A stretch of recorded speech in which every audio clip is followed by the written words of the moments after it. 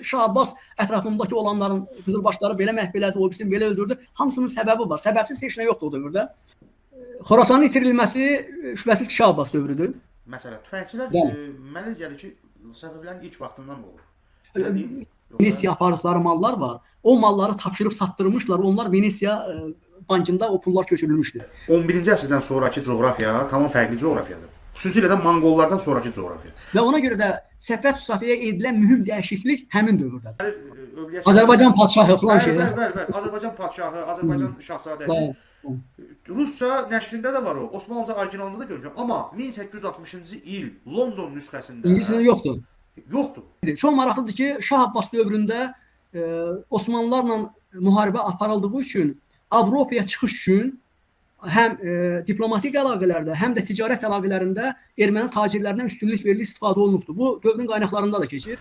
Hər vaxtınız xeyir, hörmətli izləyicilər. Tarix Hasan İzadlar kanalında sizi yenidən xoş gördük. Bugün alternativ tarix layihəmizin yeni bir qonağı var. Tarixçi alim, tarix üzrə tarix elmləri doktoru və Abbasqulu Bakıxanov adına Tarix İnstitutunun Orta Əsr Azərbaycan Tarixi şöbəsinin rəhbəri Tofiq Nəcəflidir, dəyərli alim. Xoş gördük sizi Tofiq müəllim. Xoş gördük. Xoş gördük. İnşallah söhbətimiz normal alınacaq və izləyicilər üçün də maraqlı olacaqdır. Bəli, əlbəttə ki, əlbəttə. Mövzumuz Səfəvilər mövzusunun davamıdır. Bilirsiniz ki, Namiq müəllimlə bizim Səfəvilərlə bağlı bir neçə verilişimiz oldu və indi Səfəvilər dövrünün digər görkəmli tədqiqatçısı olan Tofiq Nəcəfli ilə biz bu problemi davam elətdirmək istəyirik. Bilirsiniz ki, tarixşünaslıqda belə bir iddia var. Səfəvi dövləti Fars dövlətidir. Sadəcə orada türklər hakimiyyətdə olublar.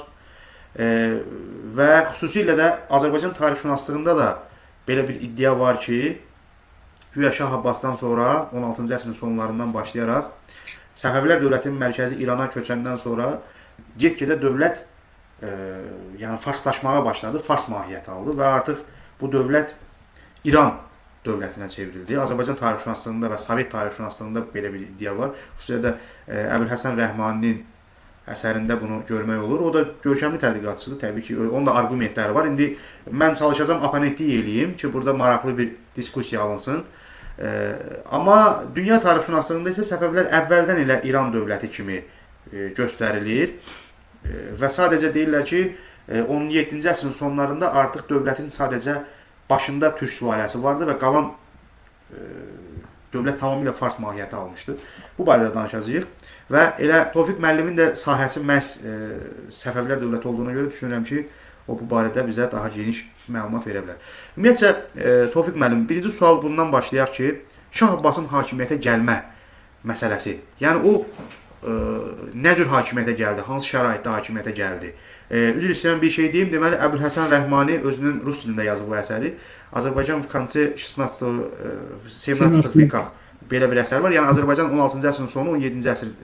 Orada xüsusilə bu məsələyə toxunur və deyir ki, Səfəvilər dövləti Şah Abbasa qədər Azərbaycan dövləti idi, Azərbaycan mahiyyət daşıyırdı. Şah Abbasdan sonra o istər-istəməz farslaşdı. Ona görə ki, Xorasanda onu hakimiyyətə gətirən qüvvə güya ki, farslar idi. Yəni, bu barədə istəyərdim bir balaca aydınlıq gətirəsiniz. Samir müəllim, ilk öncə təşəkkür edirəm belə bir mövzunu ictimailəşdirmək üçün. Ən azından maraq doğuran tərəflər olduğu üçün.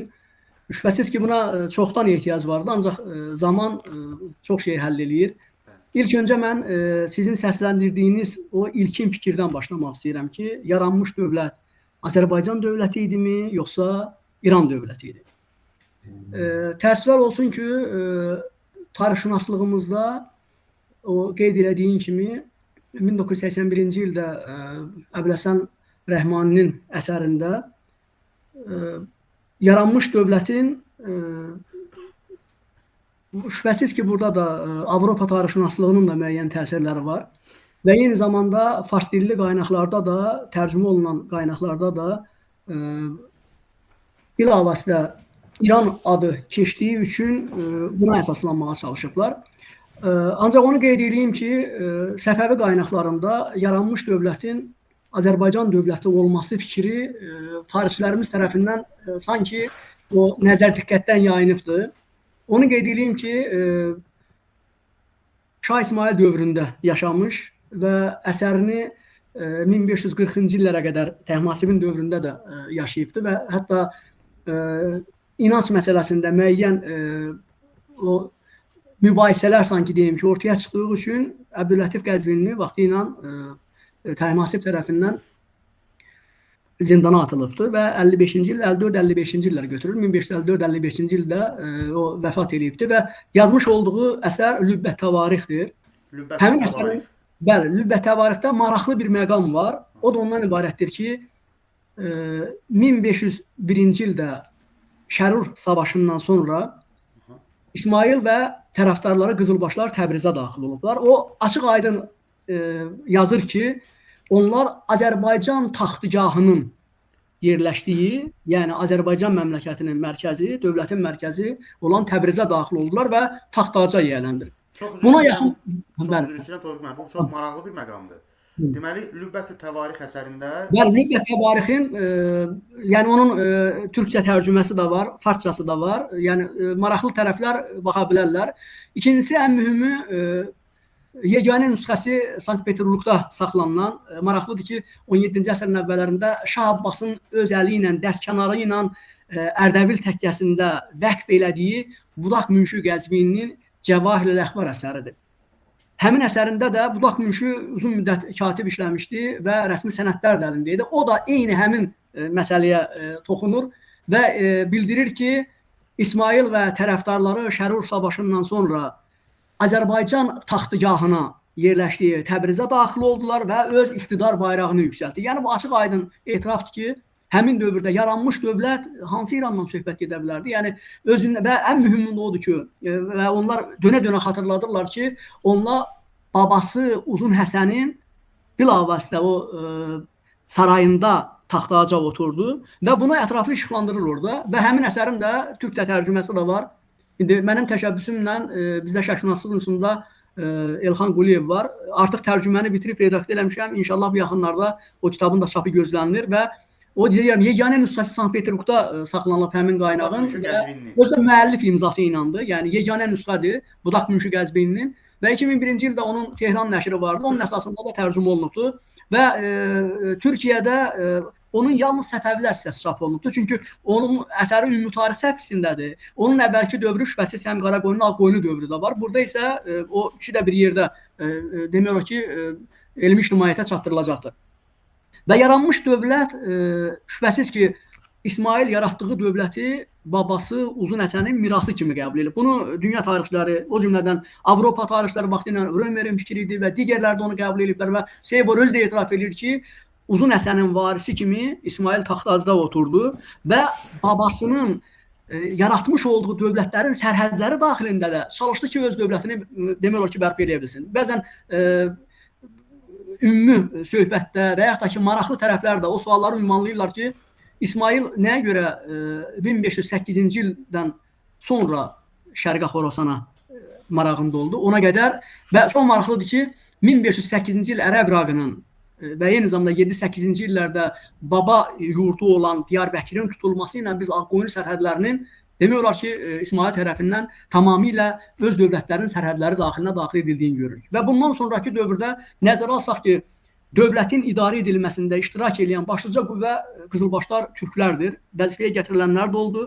Yalnız müəyyən hissəsində, xüsusən də mülki yazışma və digər məsələlərdə biz İsmailin və o qələm əhli olan, yəni tacik kökənli olan o dövrün tanınmış şəxslərindən də istifadə edildiyini görürük. Bu var, bu qəbul ediləndir.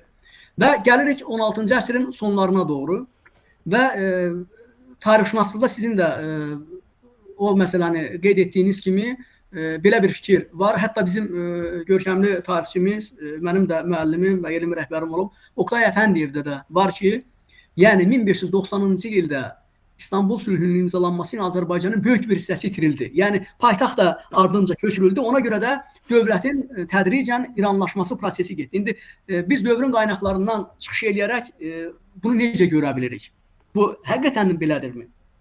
O qeyd etdiyim kimi Abbas 1571-ci ilin yanvarın 27-sində Heratda doğulub.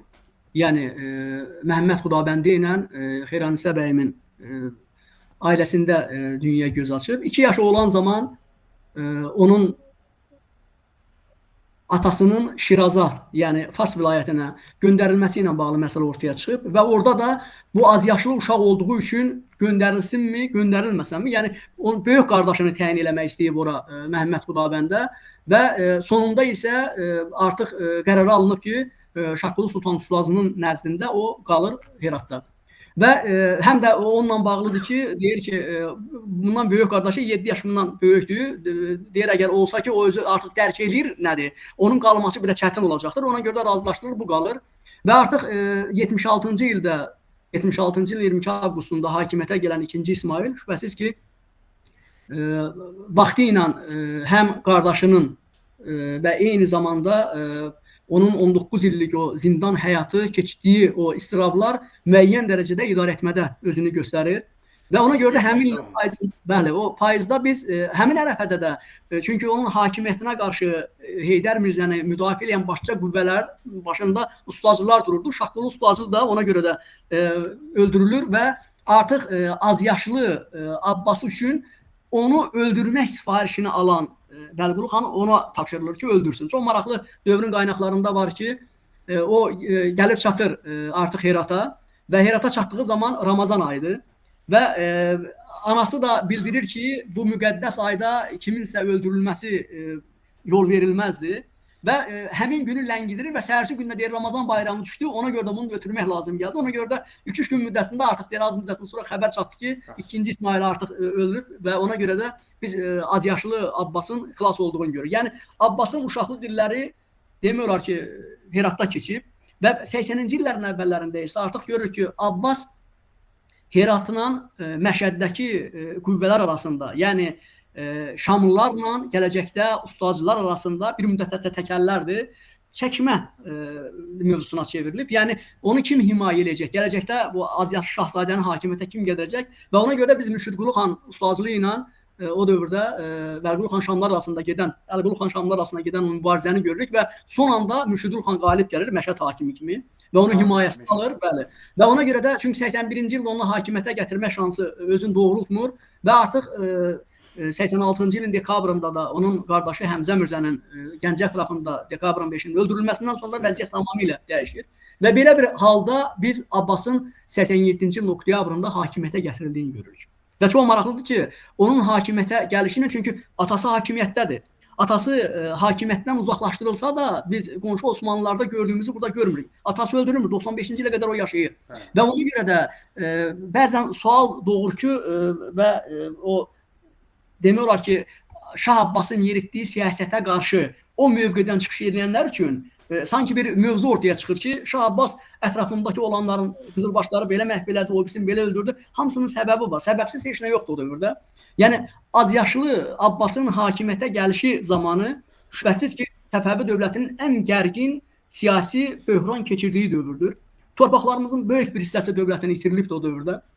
Və artıq Xorasan uğrunda Şeybanilərin hücumlarıdır. 87-88-ci illərdə biz artıq bir-birinin ardınca artıq Xorasanın, Heratın, Məşədin itirildiğini görürük. Yer gəlmişkən, belə bu sualda sizə verib, buradan da bəzilərinə elə açıq-aşkar deyək. Yəni bu qaranlıq bir şey qalmasın. Bəli. Xorasan konkret olaraq kimin dövründə itirilib? Xorasanın itirilməsi şübhəsiz ki, Şah Abbas dövrüdür. Yəni Şah Abbasın hakimiyyəti ilk illərinə düşür. Və maraqlıdır ki, 88-ci ilin həm yazında, həm də payızında uzun 9 aylıq mühasirəsi getdi o dövrdə Heratın və Herat itirildi.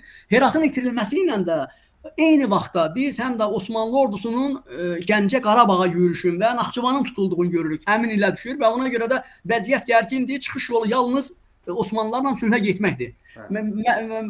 Çox maraqlıdır ki, hakimiyyətə gəldiyi dövrdə Şah Abbas şübhəsiz ki, Qızılbaş tayfalar arasında mübarizə gedir və bu mübarizənin qarşısını almaq, mərkəzi hakimiyyəti möhkəmləndirmək tələb olunur. Ondan mühüm, ciddi addımlar atılması gözlənilir və bu addımları da atdı. Və məsələn, hakimiyyətə gəldiyi günün səhərsi dövrün qaynağı da Oruç bəy Bayat da onu yazır ki, dövrün tanınmış 22 Qızılbaş əmirini edam etdirdi. Və çox maraqlıdır ki, bunun ardınca o hakimiyyətə gəldiyi dövrdə ortaya çıxan ən mühüm bir məsələ var. Şah Abbas kimi arxalanmalıdır. Yəni onun əsas o dayaq nöqtəsi kimlər olmalıdır? Və Şah Abbas o demək hakimiyyətin ilk günlərində o gərgin dövrdə bir onun müraciəti var. O müraciətin nəticəsində 16-cı əsrin əvvəllərində ortaya çıxan şahsevən məsələsinin Şah Abbas dövründə daha qabarıq şəkildə özünü göstərdiyini görürük. Ona görə də o şahsevənlər artıq Şah Abbasın hakimiyyətdə möhkəmlənməsini təmin edən ən mühüm qüvvəyə çevrildi. Onda deməli beləsi şahsevənlər məsələsi hələ 16-cı əsrin əvvəlindən var. Bəli, Şah İsmail dövründə o da bilirsən necədir? Yəni Şah İsmail dövründə özlərini şahın yolunda fəda etmək istəyənlər dövrün qaynaqlarında şahsevən kimi keçib və o Təhmasibdən sonrakı dövrdə biz onun qabarıq şəkildə ortaya çıxdığını görürük ki, onun da bariz nümunəsi şübhəsiz ki, Şah Abbas dövrüdür. Və Şah Abbası düşündürən mühüm məsələ nə idi? Çünki həmin dövrdə şahın dini işlər üzrə müavini kimi Xulafətul Xulafa var. Və çox maraqlıdır ki, ona mühüm zərbəni 2-ci İsmail vurdu, Hüseynqulu Rumlunu hakimiyyətdən uzaqlaşdırmaq üçün və çünki təkcə paytaxtda 10 minlik sufi qüvvəsi var, onun dayağı kimi. Yəni indi onu düşündürən məsələ budur. Kim arxalanmalıdır? Həmin sufilərəmi? Yoxsa yeni bir dayaq yaratmalıdır? Və ona görə də o qulam dəstələrinin yaradılması, o məsələnin əsasını Təhmasib qoymuşdu. O Abbasla başlamayıb. Təhmasib dövründə həm Gürcüstana yürüş nəticəsində ələ keçirilən əsirlərin, onların övladlarının necə Osmanlılardakı yeniçərilər kimi tərbiyə alması, təhsil alması. Çünki dövrün qaynaqları da etiraf edirlər ki, onlar türkçədən başqa dil onsuz da bilmirdilər. Və ona görə də onları arxalanmaqla o narazı qüvvələri bir onun sıradan çıxartdığını görürük.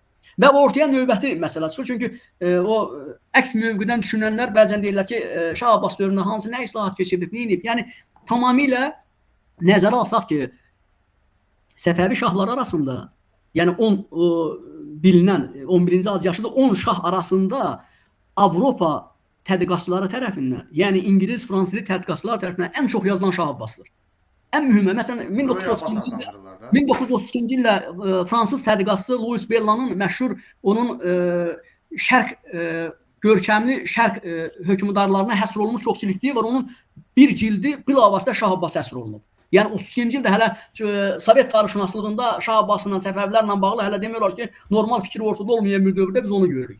Və yaxud da ki, İsmaillə bağlı ilk yazılan əsərlər Qulam Sərvər Obisi 34-cü ildir. Səfəvi mənbələrinin Avropada ingilis dilində tanıdılması 32-34-cü illərə düşür. Və ona görə də həmin dövrdə belə bir əsərin yazılması, yəni Wikipediyada var, maraqlananlar yükləyib istifadə edə bilərlər və artıq və ondan sonrakı dövrdə də çox maraqlıdır ki, Səfəvilərlə yazılmış əsərlərdə ən başlıca qüvvə kimi Seyvorunasın Seyvorunu oxuyun. Orada da ən mühüm diqqət ona yönəldilib Şah Abbasın xidmətləri ilə bağlı və Şah Abbasın keçirdiyi islahatlar həm idarəetmə sahəsindədir, inzibati islahatlarıdır və eyni zamanda hərbi islahatdır. Məsələn, Qızılbaş ordusu əvvəlki dövrdə, yəni Təhmasib dövrü, İsmail dövründə bilirik ki, əsasən şahın mühafizəsində olan qoşu dəstələridir və vilayətlərdəki çərik ordusudur. İndi Şah Abbas hakimiyyətə gəlib, o kimi arxalanmalıdır. Çox maraqlı ki, 90-cı illərin əvvəllərində artıq sülh bağlanıb, onun 91-92-ci ildə Xorasana yürüşü planlaşdırılıb və elan eləyib, çağırış eləyib ki, Qızılbaş əmirləri gəlsin. Qızılbaş əmirlərinin böyük əksəriyyəti imtina eləyib onun çağırışından. Və ona görə də əsaslı ordu islahatının başlanması 92-ci ildir. O dediyimiz həm ordunun yenidən qurulması, başlıca zərbə qüvvəsi kimi biz yenə də qorçunu görürük. Çünki Səfəvi hərbi yerarxiyasında ən yüksək pilləni tutan qorçubaşıdır. Qullar ağası ondan sonraki yeri tutur. Tüfəngçi ağası da ondan sonra gəlir. Yəni o rəhbərlikdə yüksək zirvədə biz qorçubaşını görürük. Yəni bu mənada, yəni Toğrul, yer gəlmişəm, bu tüfəngçilər məsələ. Tüfəngçilər mənə gəlir ki, Səfəvilərin ilk vaxtından olur. Yoxsa indi fikir verin. Yəni Səfəvi ordusunda ordu silahlardan istifadə olunması ilk tarixdəndir. Yəni məsələn Fütuhat-ı Şahinin verdiyi məlumata görə, Hərəvinin verdiyi məlumata görə 1500-cü ildə Bakı uğrunda gedən döyüşlərdə ordu silahdan istifadə olunur. Və yaxud da ki 1501-ci ilin Şərur döyüşündə biz ordu silahdan istifadəni görürük. Ancaq ordu silahlardan necə? Səfəvi tərəfdən yoxsa yəni ordu silahdan istifadə olunur. Bunu mənbə verir və eyni zamanda Səfəvilərin, yəni Qızılbaşların ordu silahdan istifadə edilməsinin tarixi daha əvvəldir. Yəni 70-ci illərin sonu 80-ci illərin əvvəllərində, 88-ci il yürüşlərində, məsələn Şirvandan gedəndə Gülüstan qalası önündə biz ordu silahdan istifadə edildiyini görürük. Yəni bunları mənbə verir o dövrdə. Və eyni zamanda İsmail dövründə çox maraqlıdır ki, Çaldıran məğlubiyyəti artıq Səfəvilərə ordu silahın nə olduğunu göstərdi. Ona görə də odlu silahdan istifadə edilməsi, məsələn 1516-cı ildə İsmailin tərəfindən xüsusi o tüfəngçi qrupunun yaradılması ilə bağlı qaynaqlarda məlumatlar var. Ən mühümü Təmasib dövründədir. İndi fikir 1528-ci il məşhur Cam döyüşü.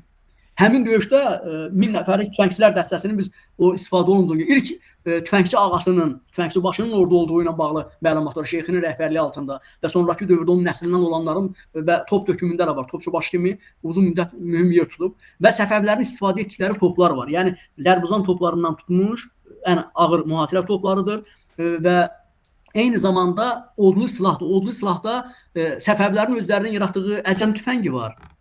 Yəni bir fitilli tüfənglər var və şaxmaqlı tüfənglər. Və 17-ci əsrə keçdikcə biz onun daha da möhkəmləndiyini görürük. Fransız silahları məsələn vaxtı ilə səyyahlar gətirmişdi və ondan 2-ci Abbas dövründə yerli növbəti silahın yaradılması ilə bağlı təşəbbüslər olduğunu görürük. Yəni odlu silahlardan istifadə olunması biz topçu və eyni zamanda tüfəngçi dəstələrinin olduğunu görürük. Şah Təhmasib dövründə var. Məsələn 30-cu ildə Təhmasibin ilk bir orduya baxışı var. Onunla bağlı Xülasət Təvarixdə xüsusi fəsil var və o bizə məlumat verir və o bölgədə 120 minlik ordunun keçidi var. O keçiddə həm süvari dəstələrdir, başda Əlqasım Mirzənin 4 minlik dəstəsi, Bəhram Mirzənin 3 minlik dəstəsi və digər qızılbaş əmirlərin hamısının 8 minlik, 12 minlik, yəni sayların hamısı rəqəmlə verir və onların içərisində həm də biz tüfəngçi dəstəsinin o dövrdə keçdiyini görürük ki, artıq nizami ordu daxilində, daha doğrusu Çərik ordusunun daxilində biz həm də tüfəngçilərin istifadə olunduğunu görürük və eyni zamanda məsələn 48-54-cü ildə artıq Təhmasibin müdafiədən hücuma atdığı addımlarda, məsələn Van qalansının alınmasında biz ilk dəfə mühüm toplardan, daha yeni toplardan istifadə olunduğunu görürük. Yəni bunları o dövrün qaynaqları verir. Həm də ən mühümü qazqan deyilən, yəni hərb sistemində indiki minamyotu əvəz edən silahdır. Vanda onun istifadə olunur.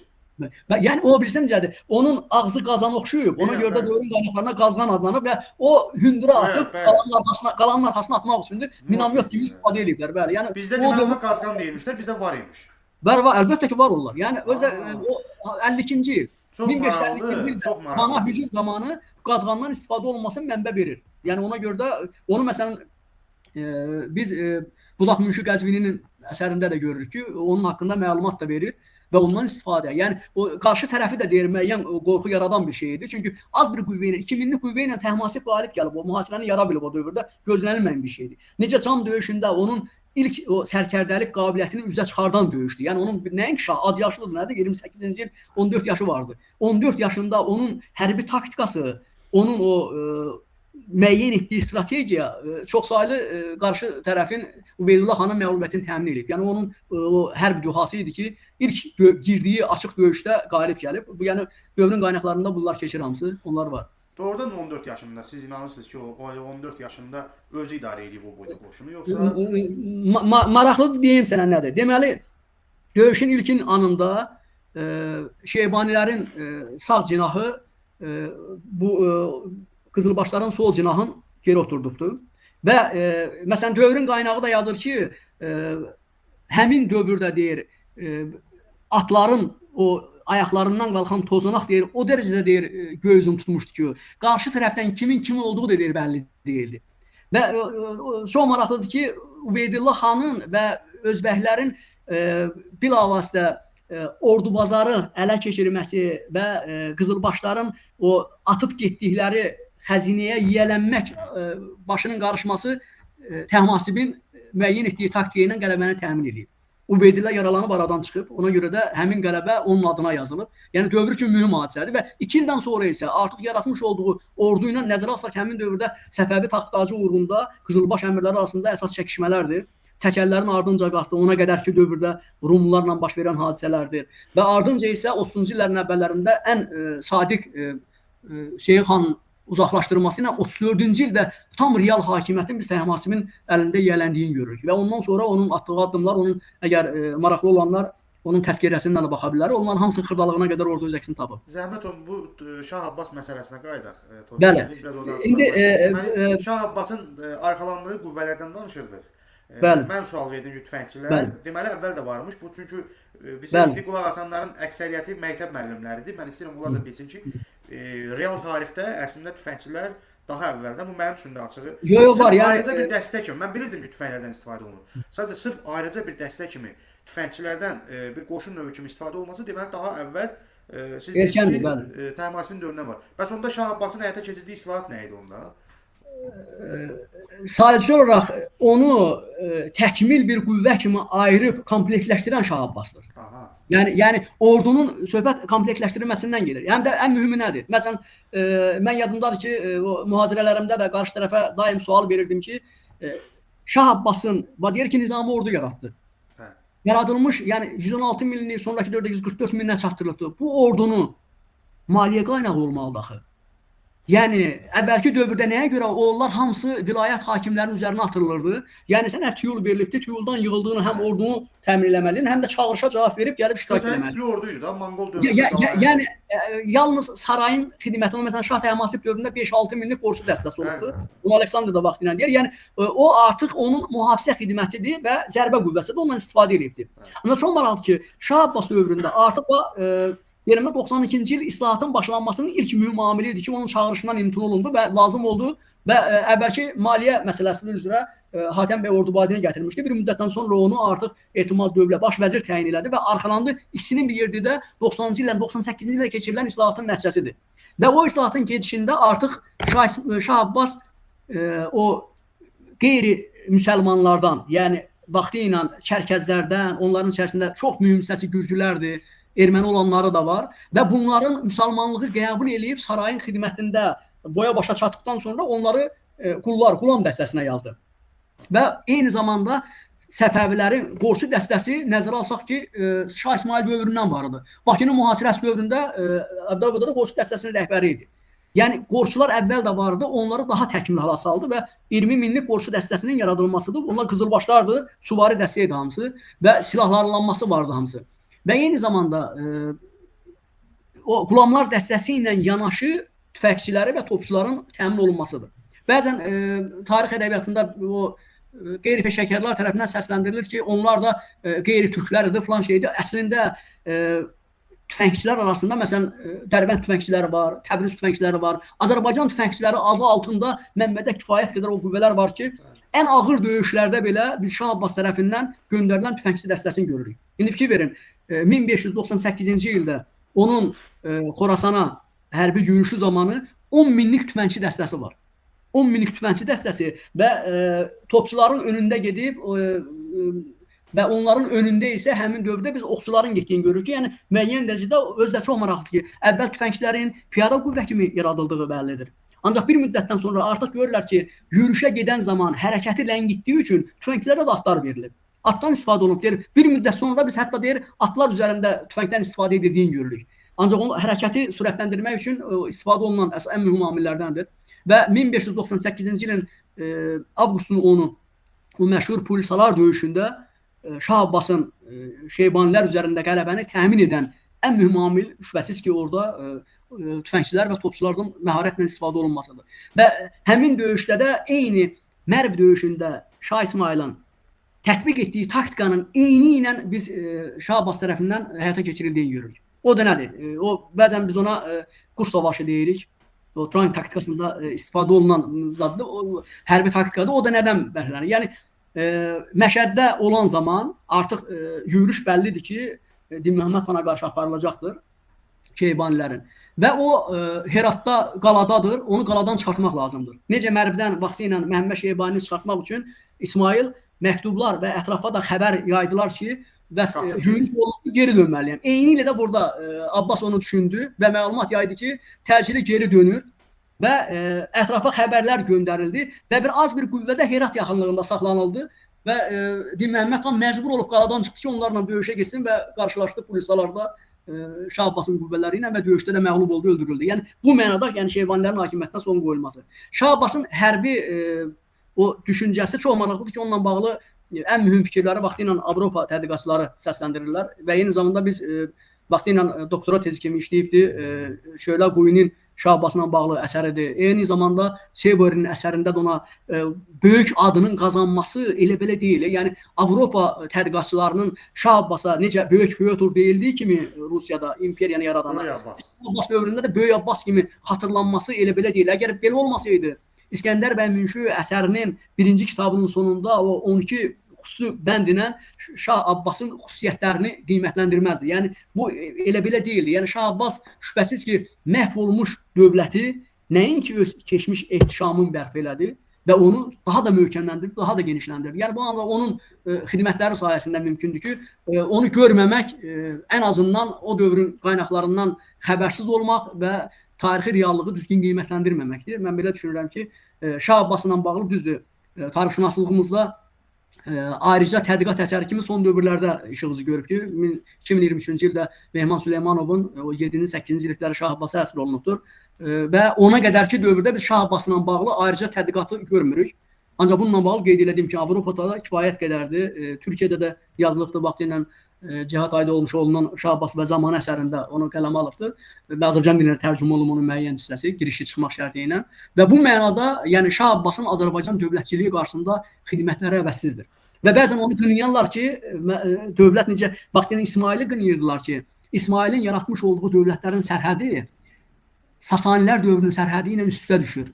Yəni bu o İran dövləti fikrinin ortaya çıxmasının kökündə duran məsələlərdən biridir. Mən onu soruşacaqdım sizdə. Yəni çox maraqlı fikri hardan çıxır? Yəni onu vaxtı ilə Faruk Sümer onun cavabını vermişdilər 1976-cı ildə əsərində ki, yəni normal düşünən o nüfuzlu tədqiqatçılar bu dövlətə İran dövlət kimi qiymətləndirilməsi mümkünsüzdür və ən mühümü dövlətin sərhədlərinin hansı dövlətin sərhədləri ilə üstə düşməsi onun xarakterini dəyişmir.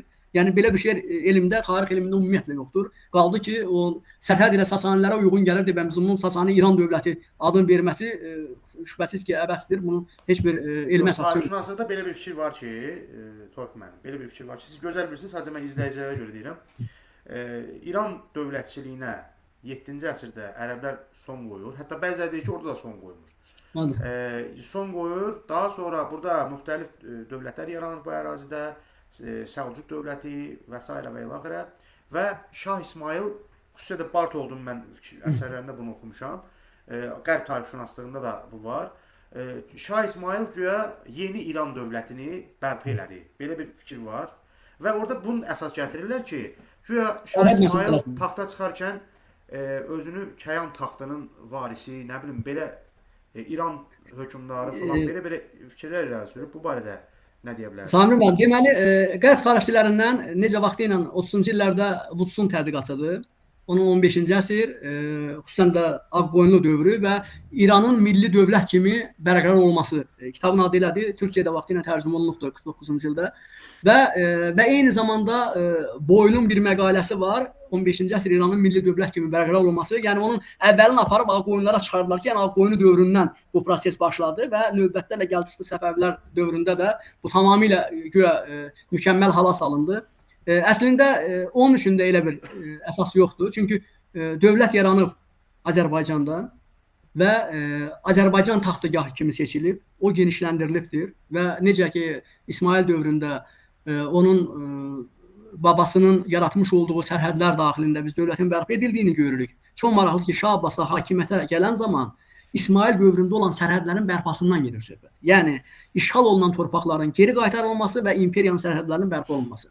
Və bunu dövrün qaynaqları da dönə-dönə xatırladırlar. Məsələn, İskəndər bəy Münşi onun Qarabağa yürüşündən bəhs edən zaman Osmanlılara müraciətindən də yazır ki, bura bizim vaxtı ilə ulu əcdadlarımızın dövründən bizə məxsus olan torpaqlardır. Bu torpaqları nəyin bahasına olsun biz geri qaytaracağıq və unutmaq olmaz ki, tarix elmi onu dönə-dönə sanki bizə xatırladır ki, Əmir Teymur dövründən sonra 5 il müddətinə at belində hərbi əməliyyatları keçirən yeganə hökmdardır Şah Abbas.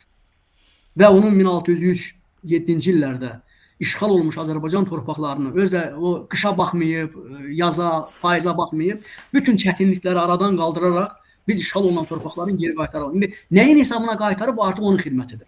Və eyni zamanda həmin dövrdə Səfəvi sarayına gələn Avropa diplomatlarının, Avropa səyyahlarının kifayət gündəliklərində keçən məsələlər var. Bəzən günahlandırırlar ki, Şah Abbas dövründə İran dövlətinə çevrildi, farslara üstünlük verildi, fars dili və digərləri elə o müxalif mövqedən çıxış edənlərin də bir argumenti ondandır ki, Səfəvilərdə dövlət dili fars dilidir, rəsmi yazışmalar o dildə aparılıbdır təəssüflər olsun ki, onların son 30 il ərzində həm qərb tarixşünaslığında, eyni zamanda Azərbaycanda aparılan tədqiqatlardan xəbərləri yoxdur. Əgər xəbərləri olmuş olsaydı, 1936-cı ildə ilk aşkar olunan 2 məktubdan sonra digərləri ilə tanış ola bilərdilər.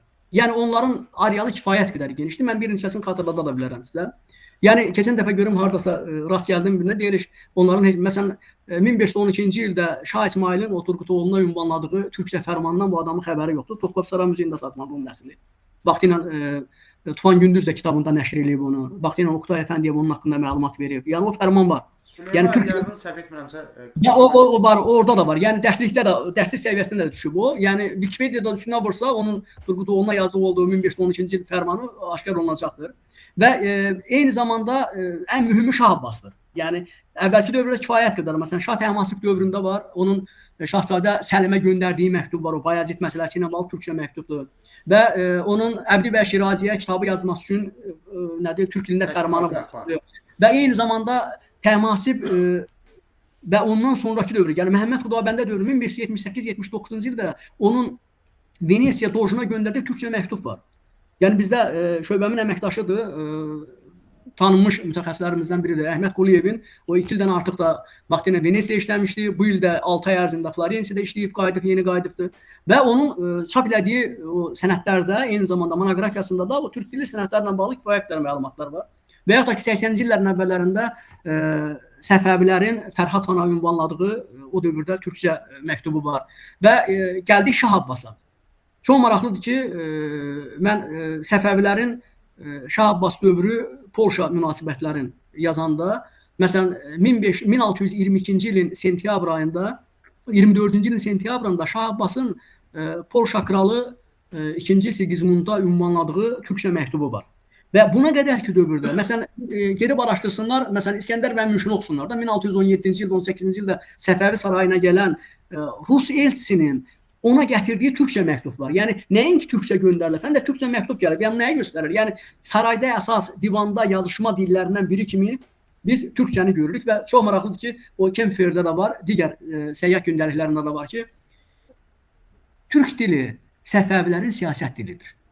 Yəni, bunu qabarıq şəkildə bu fikir səsləndirilir və necə ki, ərəb dili bəlağət dili və fars dili ilə bağlı məsələlərdir və türk dilinin siyasət dili olması, yəni divanda danışıqların, gələn elçiləri xoş gəldin, səfa verdin deyə Şah Abbasın qarşılaması. Məsələn, 1602-3-cü illərdə Polşa taciri, yəni Sigismundun elçisi kimi Şah Abbasın qəbulunda olubdur.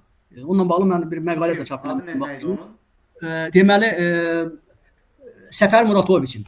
Səfər Muratoviç özü Lvov vaxtilə türk ermənisidir. Türkiyədən Lvova gedib, oradan da cəlb olunub dövrün tanınmış tacirlərindəndir və saraya lazım olan malları almaq üçün də Abbasın sarayına göndərilibdir və rəsmi bu Polşa ilə diplomatik əlaqələrin gücləndirilməsidir və onunla danışığı var. O mükəmməl bir türk dilin və Hatəm bəy də iştirak edib o prosesdə. Məsələn, sonluğunda onun bir mükaləmənin gedişində bir fikri var ki, deyir, mənim Səfər Muratoviçlə diplomatlarla türk dilində bu cür danışmağım mənə zövq verdi.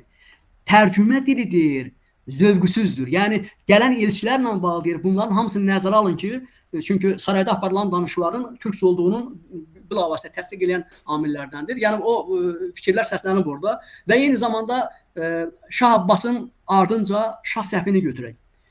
Məsələn, indiyə qədər elm aləminə bəlli idi ki, onu vaxtı ilə Macar şərhşünası çap edibdir. 1629-cu ildə Şah Səfinin o 2-ci Ferdinanda məktubu, türkçə məktubu və eyni zamanda 2-ci avqustda Şah Sultan Hüseynin məktubu. Və çox maraqlıdır ki, artıq yaxınlarda Polşada o sənədlər toplusu buraxılanda Krakovda saxlanan o sənəd də aşkar olunubdur. 1629-cu ilin demək olar ki, hakimiyyətə gəldikdən bir ay sonra Şah Səfinin Polşa kralına göndərdiyi 2-ci Sigismunda türkçə məktubdur. Həmin məktub artıq çap olunubdur və eyni zamanda 1622-ci ilin sentyabr ayında, indi deyirlər ki, türkçə fərmanı yoxdur. Şah Abbasın Həştərxan voyevodasına o Moskvada hərbi aktlar arxivində saxlanılır həmin sənədin originalı. Onun türkçə fərmanı var. Yəni bizim Moskva hökmranlığı ilə olan münasibətlərimiz, tacirlərimizin getgəli, əvvəl necə idisə onun davam etdirilməsi və sarayın ehtiyacı olan malların alınmasına yardımcı olması Həştərxan voyevodasından o dövrdə xahiş edilir. Və eyni zamanda 1635-ci ilin nəzər yetirin. Vaxtı ilə Mirzəli Baba Ərdəbili ilə Mirzəli Təbrizinin vaxtı ilə Venesiya apardıqları mallar var. O malları tapşırıb satdırmışlar. Onlar Venesiya bankında o pullar köçürülmüşdür. 1635-ci ildə Şah Səfi Mirzəli Babanı göndərir ki, gedib o pulları alıb gətirmək lazımdır. Onun çox maraqlıdır ki, bilavasitə Dojla görüşündən sonra bankdan alınacaq pulun müqabilində olan malların siyahısı var. Siyah hamısı Türkçə yazılır. Türk dilində təqdim olunur ki, bunlar verilsin. Və yaxud da ki, 1640-cı ilin noyabr ayında Şirvan bəyləri bəyi Ərəb xanın yenə də Həşdərxan voyevodasına göndərdiyi türkçə məktub var. Yəni bu məktubların son illərdə sayı kifayət qədər genişlənibdir. Bu onu nəyi göstərir? Onu göstərir ki, diplomatiyada o dövrdə fars dili ilə yanaşı şübhəsiz ki, üstünlük hələ ki bizə indi aşkar olunan məktubların çoxu türkçədir, fars dilindədir. Onlar arasında kifayət edən həm də biz türkçə olan məktubları görürük. Yəni bu onu göstərir ki, diplomatiya dili kimi necə sarayın əsas dili, ordunun dili əsas türk dili idi. Məsələn, Kempfer yazır ki, Şimali Qafqazdan İsfahana kimi getdim, bütün ünsiyyət vasitələrinin bölgələrdə biz ancaq türk dilini gördük. Yəni bu o dövr üçündə türk dilinin regionda əsas aparıcı dil kimi olduğunu təsdiq edən amillərdəndir. Onu Adam Oliari də təsdiq eləyir, Şardini də təsdiq eləyir. Yəni bunlar kifayət qədər genişdir. Yəni bu mənada şübhəsiz ki, Səfəvilərin o dövrdə diplomatik dildən, yəni türk dilindən istifadə etdiyini təsdiq edən amillərdir ki, bunların sayını kifayət qədər genişləndirmək mümkündür. Yəni bunlar var hamısı. Çox sağ olun Tofiq müəllim. Deməli, mənim ümumiyyətcə belə bir konsepsiyam var. Bilmirəm, siz bununla nə dərəcədə razılaşarsınız yoxsa yox. Deməli, ümumiyyətcə 11-ci əsrdən sonraki coğrafiya tamam fərqli coğrafiyadır. Xüsusilə də Monqollardan sonraki coğrafiya. Və mən öz çapımda bu məsələləri araşdırıb belə bir qənaətə gəlmişəm ki, 12-ci əsrdən, təxminən 11-12-ci əsrdən bu tərəfə, ta ki 17-ci əsrə qədər bir tərəfi gedib çıxır Diyarbəkirə, deməli qərbdə Diyarbəkir, şimalda Dərbənd, cənubda bir tərəfi İraq, Kərkük ərazisi, bir tərəfi Qəzvin. Yəni bu ərazi, buranın hamısını tam da Azərbaycan adlandırmaq da olar, Azərbaycan adlandırmamaq da olar. Amma bu ərazi vahid bir ölkə olub, vahid bir dövlət olub və burada da əslində ayrı-ayrı dövlətlər olmayıblar. Elə bir dənə dövlət olub. Ayrı-ayrı sülalələr gəlib hakim. Hanedan dəyişib, bəli. Ayrı-ayrı sülalələr gəlib. Mənim sözün qüvvəsi bu ilin fevral ayında bir həftəliyinə biz İraqda konferansda idik. Təlafər şəhərinə getmişdik. Xıdır Nəbi bayramı ilə eyni vaxtda düşürdü. Yəni Təlafərdə olan yerli türkmanlar şəhərin düzdür, vaxtı ilə IŞİDin o hərbi əməliyyatların nəticəsində 14-cü ildən ta 3 ildən artıq onların nəzarəti altında qalıb dağıdıblar şəhəri. 300 mindən yuxarı əhalisi olan şəhərdə 2 mərtəbəli işinə qalmayıb, hamısı məhv edilibdir. Hətta bir mehmanxana tapılmadı qalmağa ki, bizi bələdiyyənin sədri qonaq elədi. Yəni ona görə də tamamilə o bölgənin əhalisi ilə danışdığı eyni bizim ləhcə ilə, özdə maraqlı bir nüans var o bölgədə. Yəni Kərkükdən digərlərindən də fərqlənir. Çünki Kərkük və digər bölgələrdə məzhəb fərqində onların böyük əksəriyyəti sünnilərdir. Ancaq Təlafər hissəsində şiə əhalisidir.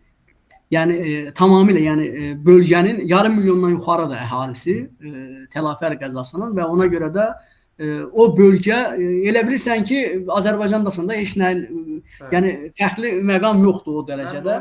Yəni bu onu göstərir ki, o İraqın həmin hissəsindən tutmuş bəzən çox maraqlı ki, onun şimal-qərbində də Sincardır. Sincarda Yezidi Kürdlərdir. Yəni o Səfəvilərin mənşəyini vaxtı ilə Əhməd Kəsrəvi aparıb onlara çıxartmışdı. Ehtimal irəli sürmüşdü və çoxları da indi onu dəstavuz alıb ardınca gedirlər ki, elə bu belədir. Əslində elə deyil də. Yəni keçən dəfə sizin söhbətində də onu vaxtı ilə Namiq müəllim müəyyən aydınlıq gətirdi ona. Və Türkiyə tarixşünaslığında da vaxtı ilə ona aydınlıq gətirilibdir. Yəni onun kökü də 15-ci əsrin sonuna gedir. Yəni 1488. Siz bu barədə danışın, mənə demişdiniz. Yəni 1488-ci ilin iyulunda. Bəli, yəni onun kökündə duran Şeyx Heydərin öldürülməsindən sonradır. Yəni bu hadisə və o hadisənin ardınca Davud Paşanın, Osmanlı elçisinin Ağqoyunlu sarayına Təbrizə gəlişidir. Çox maraqlı. Yəni çox üzr istəyirəm, mən bir balaca bilsinlər nədən söhbət gedir. Yəni bu söhbət Səfatus Səfada, Əl-Kurdi, Bəli, Əl-Səncani Səfəvlərin mənşəyini kürdlərə bağlamağından gedir. Yəni ondan kökündə gedir, duran yəni hardan başlayır onu izah eləmək istəyir. Bəli, bəli. Yəni məsələnin kökündə duran nədir? Yəni ümumi tarix təsəvvürü olan şəxslər bilir ki, 15-ci əsrin ikinci yarısı, xüsusən 70-ci illər Ağqoyunlu Osmanlı münasibətlərinin ən gərgin dövrüdür. Yəni rəsmi aparılan döyüşlər, müharibələr nəticəsində münasibətlər gərgindir. İndi necə oldusa birdən-birə 15-ci əsrin sonunda bunlar dost oldular. Yəni Sultan Yaqubla 2-ci Bayezid arasında qurulan münasibətlər. Yəni onu vaxtı ilə mərhum Zəki Vəlidi Toğan bir cümlə ilə çox gözəl ifadə eləmişdi ki, 15-ci əsrin sonunda Qızılbaşların siyasi hakimiyyət uğrunda mübarizəsinin güclənməsi Sultan Yaqub Şeyx Heydər dövründə və onun öldürülməsi Ağqoyunları, yəni Qızılbaş təhlükəsi Ağqoyunları Osmanlılara yaxınlaşdırdı. Bunlar müttəfiq oldular. Və o müttəfiqliyi Osmanlılara təhlükə törədirdilər ki, həmin dövrdə bu məsələ. Yox, indi 70-ci illərdə müharibə gedib də, bütün Avropa diplomatiyası da Ağqoyunları təzədən Osmanlılara qarşı yürüşə qaldırmaq üçün əlləşiblər o dövrdə. Bu proses var. Ancaq o mümkün olmadı. Yəni ona görə də 80-ci illərin 85-dən başlayıb xüsusən 85-88-ci illər artıq o şimala edilən yürüşlər onun nəticəsi və o öldürüldükdən sonra isə çox maraqlıdır ki, Osmanlı elçisi Ağqoyunlu sarayına gələndən 2 ay sonra biz artıq Aləmşah bəyimin üç oğlanları ilə İstəxri qalasına zindana atıldığını görürük. Yəni bu prosesin ardındadır və onun ardınca Sultan Yaqubun 2-ci Bayezidə məktubu var. Və onun cavab məktubu var. Yəni biz tamamilə Qızılbaşlara nəzarəti təmin eləmişik. Bunlar necə həyata keçirilir və onun da qarşı tərəfdən qiymətləndirilməsi var və ona görə də Səfət Safiyə edilən mühüm dəyişiklik həmin dövrdədir. Yəni 1491-ci Ayasofya nüsxəsində bunu vaxtı ilə bunu tək mən demirəm, bunu Türkiyə tarixçisi o vaxtı ilə Konya Səlcuq Universitetinin aparıcı müəllimlərindəndir. Yusif Küçükdağın, professorun onun yazdığı əsəri var. Bizim Bilal Dədəyevlə bir məqalələri var onların şərikli. Orada da onlar onun təsdiqini tapırlar ki, yəni 1585-ci il Leydin nüsxəsində o yoxdur. 1491-ci il nüsxəsində həmin əlavə orada edilibdir. Yəni Qızılbaşları öz demək olar ki, əsas İsmaili öz zərbə qüvvəsindən uzaqlaşdırmaq üçün, onları türklərdən, əsas dayağından uzaqlaşdırmaq üçün onları kürdlərə bağlamağından gedir. Yəni Səncan Mərv yaxınlığındadır, Dərbənd yaxınlığında var vaxtı ilə, oradan gəlişi var Firuzşahın. Ancaq bunu aparıldı, çıxardı Sincara və çox maraqlıdır ki, o Firuzşah dövründə Sincarda kürd yaşamayıb. Yəni o sonraki dövrdə o özdə Yezdi kürdlərdən gedir, indi də Yezdi kürdlər yaşayır orada. Yəni ona bağlamağı tamamilə onun o əsas zərbə qüvvəsindən uzaqlaşdırmaq deməkdir. Çünki 1589-cu il nüsxəsi və ondan sonraki nüsxələr də bəllidir. Çünki bütün nüsxələrində elə bir söz yoxdur yəni. Yəni çox maraqlıdır ki, erkən dövrdə Şah İsmail dövründə, hətta Xorasan tutulduqdan sonra onun nəzarəti altında xidmətə cəlb olunmuş tarixçilər var. Məsələn, Həbüsiyərdə biz onu görmürük və eyni zamanda Fütuhat-ı Şahidə onlar yoxdur. Ən xırdalıqları verirlər. Ancaq necə oldu ki, bu belə bir mühüm hadisənin üstündən onlar sükutla keçsinlər. Bunların heç biri yoxdur və digər Səfəvi qaynaqlarında da ümumiyyətlə elə bir məsələnin olmadığını görürük. Yəni anonim əsərlər var əsrin əvvəllərində, Tarix Şah İsmail və digərlərində onların heç biri yoxdur. Yəni bu göstərir ki, bu xüsusi o məqsədlə daxil edilibdir. Ona görə də çox maraqlıdır ki, onu aparıcı o Səfəvi dövrünün tədqiqatçıları onun üstündən keçirlər ki, bunun heç bir elmi əsası olmayan bir şeydir. Çox maraqlıdır ki, vaxtı ilə Əhməd Kəsrəvinin o ehtimal şəklində irəli sürdüyü fikri 1976-cı ildə Zəki Vəlidi, daha doğrusu Faruk Sümeyev heç bir izah vermədən onu qəbul edib kürd kimi göstərib. Onun da cavabın vaxtı ilə Tufan Gündüz əsərlərində onun qiymətini verib ki, bu heç bir fikir bildirmədən və 56-cı ildə də, 56-57-ci ildir, Zəki Vəlidi Toğanın o əvvəlki nüsxəyə əsasında bir məqaləsi var. O demək ki, Əhməd Kəsrəvini görməyib, onun yazdığından xəbərsiz. O da o fikrə gəlib ki, ehtimal oluna bilər ki, bu oraya ilə bağlı. Çünki əlindəki nüsxə onu deyir. 1491-ci nüsxəsi onu dediyi üçün Türkiyə tarixşünaslığına bu cür hadisələr daxil olubdur və onun da bir hissəsi davam edir. Son dövrlərdə ona qarşı yazılmış kifayət qədər əsərlər var. Ələvli ilə, Qızılbaşlı ilə bağlı yazılan əsərlərdə biz onun əksini görürük. Yəni bunlar tarixşünaslıqda var. Tofiq müəllim, biz indi bir anlıq təsəvvür edin ki, qayıtdıq 17-ci əsrə. Bəli. Gəlib düşmüşük ora. Biz tutaq ki, getmək istəyirik Səfəvi dövlətinə. Biz nə deyəcəyik? Hansı ölkədə özümüzü görəcəyik? Yəni necə bir ölkə necə adlanırdı həmin dövrdə? Bax onların yaşadığı ölkə. O maraqlıdır ki, mən çox üzr istəyirəm, fikrimi tam izah edeyim ki, siz də ona tam cavab verə bilərsiniz.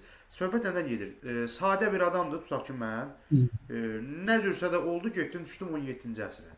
Gedib orada nə görəcəm? Yəni bu ölkə nə cür bir ölkə idi və üstəlik necə adlanırdı? Ölkə olaraq, dövləti mən demirəm. Ölkə olaraq necə adlanırdı? Çünki Səfəvi mənbələrində açıq-aşkar, yəni gəlin bunu etiraf edək, İran adı çəkilir. Öz ölkələrini, yəni İran məmləkəti adı var. Bir şey də mən deyim, Tofiq müəllim, ondan sonra keçin. Deməli, bu səyahətnamə əsəri Övliya Çələbinin çox maraqlı bir faktın mən görmüşəm. Bilmirəm, siz də yəqin ki onu bilirsiniz. Deməli, səyahətnamənin Osmanlıca originalı var. Onun rus dilinə tərcüməsi də var və 1800, səhv etmirəmsə 60-cı ildə, yoxsa onun London nəşri də var. Mən hər nəşri PDF formasında tapmışam, yəni kitabxanalardan tapmışam. Orada ifadələr var, bilirsiniz ki. Məsələn, gəlir Övliya Çələbi. Azərbaycan padşahı falan şey. Bəli. Azərbaycan padşahı, Azərbaycan şahzadəsi. Rusca nəşrində də var o. Osmanlıca orijinalında da görmüşəm. Amma 1860-cı il London nüsxəsində İngiliscə yoxdur. Yoxdur. Çox maraqlıdır ki, 1860-cı il, yəni bu məsələni saxlayaq sonra, əsas o birinci verdiyim suala verir. Sadəcə mən səbirsizlənib onu dedim ki, yəni o vaxtdan nəsə bu belə bir şey var ya, Azərbaycan adını gizlətmək. Bu məsələ var. O mümkündür. Yəni çox maraqlıdır ki, nəinki Səfəvi dövrü, biz 15-ci əsrlə bağlı, məsələn, Həsən Qalanın və digərlərin keçəndə onun Azərbaycan hökmdarı, Azərbaycan padşahı ifadələri kifayət qədər var. Həsən padşahı ilə bağlı var, Qara Yusif ilə bağlı olanlar var. Yəni bu onu göstərir ki, 17-ci əsrdə artıq dövriyyədə var belə bir fikir və onun şübhəsiz ki, qeyd alınır. Məsələn, hansı 17-ci əsrə düşsəm, mən orada necə bir ölkə ilə qarşılaşaram? Yəni maraqlıdır ki, indi siz İran hissəsini qeyd elədiniz. Təəssüflər olsun ki, tərcümələrimizdə nəinki bizim, digər dillərdə tərcümələrdə də kifayət qədər naqislik var. O da ondan qaynaqlanır ki, məsələn, Şah Abbasın Moskva hökmdarına, yəni Moskva çarına göndərdiyi rəsmi məktublar var və onların əks tərəfə göndərdiyi məktublar var və həmin məktublarda İrandan zaten söhbət getmir. Qızılbaş hökmdarı falan kəs, Qızılbaş ölkəsindən gələn, Qızılbaş məmləkətindən gələn falan şey, yəni rəsmi o dövrün o məktub rəsmi məktubdur. Onun da kiminsə yazdığı, eşitdiyi deyil ki. Yəni ona görə də rəsmi sənədlərdə o dövrün biz məmləkəti Qızılbaş, Qızılbaş məmləkəti, Qızılbaş ölkəsi, Qızılbaş hökmdarı kimi kifayət qədər və həm də Qızılbaşlar adı altında həm ordunu ifadə edən fikirlər var və həm də əhalini ifadə edən fikirlər var ki, o dövr üçün, yəni sən artıq şimalda Terek çayını keçəndə Qızılbaş ölkəsinə daxil olmusan. Yəni onu tamamilə o dövrün gündəliklərində, səyyahların gündəliklərində də onu izləmək mümkündür. Yəni İran adlanmırdı da. İran adını heç, yəni çox maraqlı bilsən nədir? O dövrün sənədlərində belə İran dediyimiz hissə, yəni İranın indiki coğrafiyasında olan ayrı-ayrı vilayətlərin adı ilə bəllidir. Yəni deyir ki, Ərəb İraqına getdin iki çay arasına, indiki İraqa. Əcəm İraqından söhbət gedir. Əcəm İraqın da hara daxil olduğu bəllidir. Oranı da deyir ki, eşitdin, Xorasandır. Hansı İrandan söhbət gedə bilər? Yəni və yaxud da ki, ayrı-ayrı qalalarla bağlı. O da vilayətdəki qaladan gedirsə, Xorasanın falan qalası, falan şəhəri. Yəni bu mənada, yəni o vahid İran coğrafiyası yox idi yəni. Yox, tamamilə yoxdur. Yəni mən hətta 15-ci əsrdə bilirsən ki, Ağqoyunlu dövrün ən mühüm qaynağıdır. Əbubəkir Tehraninin Kitab-ı Diyarbəkiriyyəsi.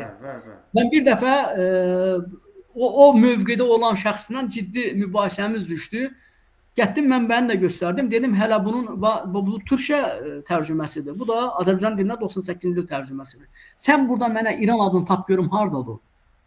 Yəni o kitabda cəmsi 4 yerdə İran Turan ifadəsi işlənib. O da bir-birinin qarşılığı kimi. Yəni vilayətlərin adı ilə hansı İran özü Əbülbəkir Tehranı özü kimidir? Həmin Tehran yaxınındakı Tehran kəndindəndir də.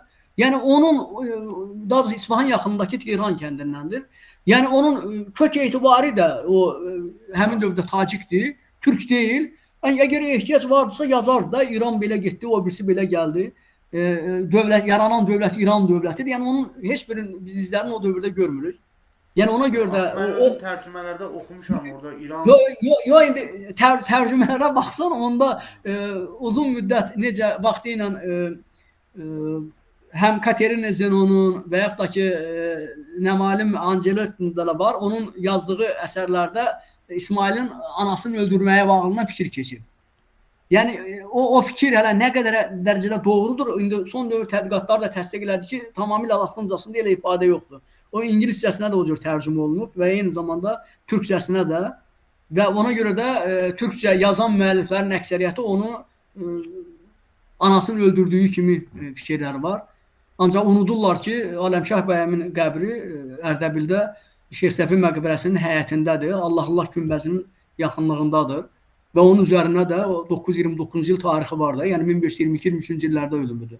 Necə ola bilərdi? Yəni onu görməyən, mən bəzilərinə vaxtında sual da vermişəm. Şah və Sultan əsərinin digərlərində yazanlar var. Deyirsən ki, bəs sən Ərdəbildə olmuşdun. Ərdəbildə olmuşdun, onu görmüşdün də.